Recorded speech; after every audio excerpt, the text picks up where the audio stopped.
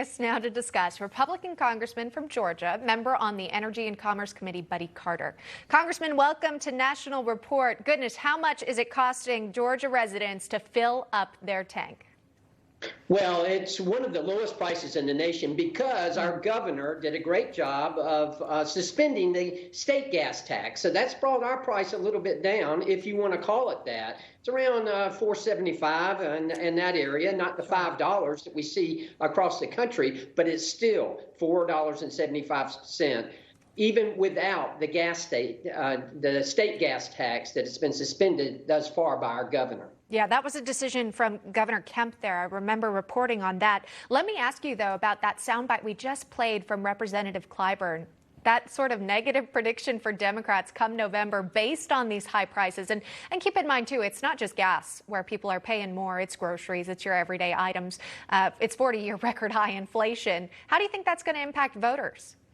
Well, there's no question about it. These are kitchen table issues. I mean, right now, I hold my breath when I go to the gas station. I'm hoping that when I fill up my tank, that it can stay under $100. Most of the time, it doesn't. It's over $100 to fill up with a tank of gas. It's unbelievable. But it is, as you indicate, much more than just at the pain at the pump. I mean, the grocery store. You know, my wife comes in after buying groceries, and she's just she's deflated, and it's unbelievable the price of groceries right now. You know, inflation, as you indicated, is at a 40-year high. In the 12-month period that we've just experienced, inflation has gone up higher than at any 12 months since 1981.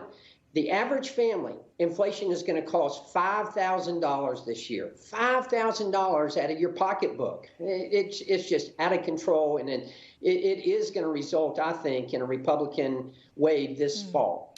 Right. And what we want to see right now is some relief for Americans. Of course, we're wondering where the White House stands on this, what actions they plan to take to lower costs. I want to play this soundbite. This is the press secretary here talking about the American Rescue Plan, actually. Take a listen.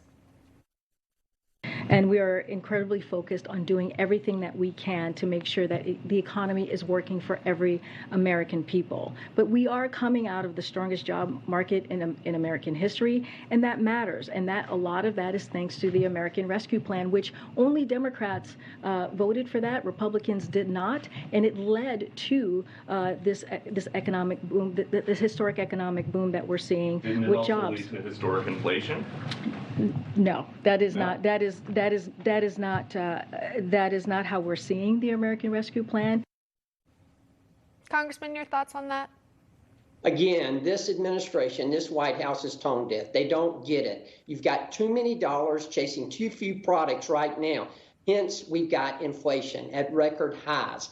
The American Rescue Plan is the reason we have inflation right now. It is one of the primary reasons. Also, the war on fossil fuels that this administration started day one when Joe Biden got into office. He started that war on fossil fuels. That has resulted in inflation. And the American Rescue Plan and putting so much money out there to chase after so few products, that's where you get the inflation from. Yeah. This administration, they just don't get it. They are completely tone deaf. Really quick, if you could, Congressman, advise this administration right now for some quick solutions, what would you tell them?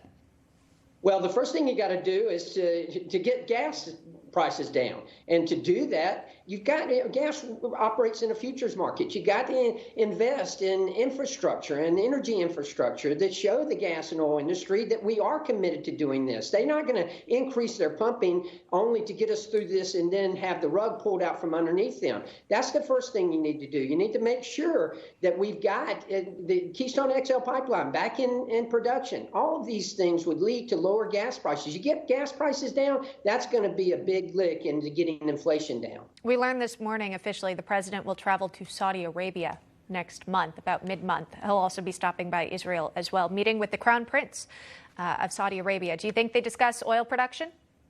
I'm sure the president will be begging them to increase their production so that we can buy more here in America.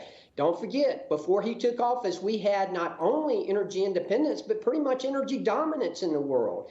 And now, thanks to this administration and their policies, and that proves to you again, Policies have consequences. Thanks to those policies, now we're begging these countries to increase their production of oil so that we can buy it from them. Simply ridiculous. All right. We got to leave it right there.